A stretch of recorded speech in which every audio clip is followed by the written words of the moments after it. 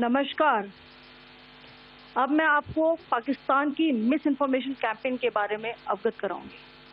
पहला, पाकिस्तान ने यह क्लेम किया कि उसने अपने JF-17 से हमारे S-400 व ब्रह्मोस मिसाइल बेस को नुकसान पहुंचाया, जो कि बिल्कुल गलत है। दूसरा, उसका यह भी मिस इन्फॉर्मेशन कैंपेन था कि हमारी एयरफील्ड, जो कि सिरसा, जम्मू, पठानकोट, बठिंडा, नलिया और भुज में है, ये उसका मिस इन्फॉर्मेशन भी बहुत गलत है।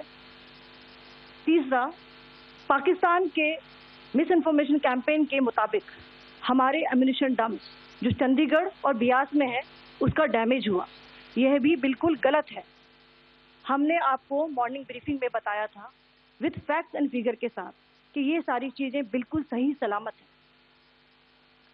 अब मैं आपको बताना चाहती हूँ कि पाकिस्तान के एक प्रेस कॉन्फ्रेंस में ये बात की गई थी कि उनके सीनियर मिलिट्री ऑफिसर्स, जो कि पूरी तरह से ये भ्रामक है और तथ्यों से दूर है, कि पाकिस्तान की ओर से ये झूठा आरोप भी लगाया जा रहा है कि भारतीय सेना ने मस्जिदों को नुकसान पहुंचाया।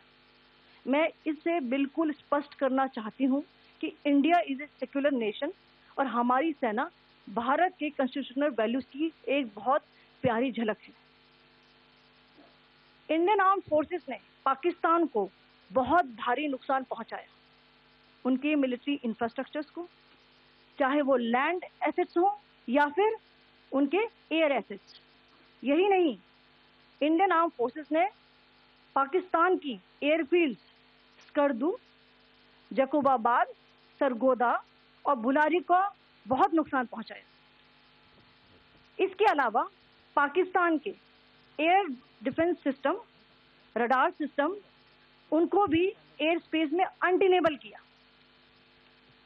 यह भी बताना चाहती हूं कि लाइन ऑफ कंट्रोल के पास पाकिस्तान के command and control, logistic installation और उनके मिलिट्री इंफ्रास्ट्रक्चर, मिलिट्री पर्सनल का इतना भारी नुकसान हुआ कि पाकिस्तान की ऑफेंसिव व डिफेंसिव कैपेबिलिटी को नष्ट कर दिया गया।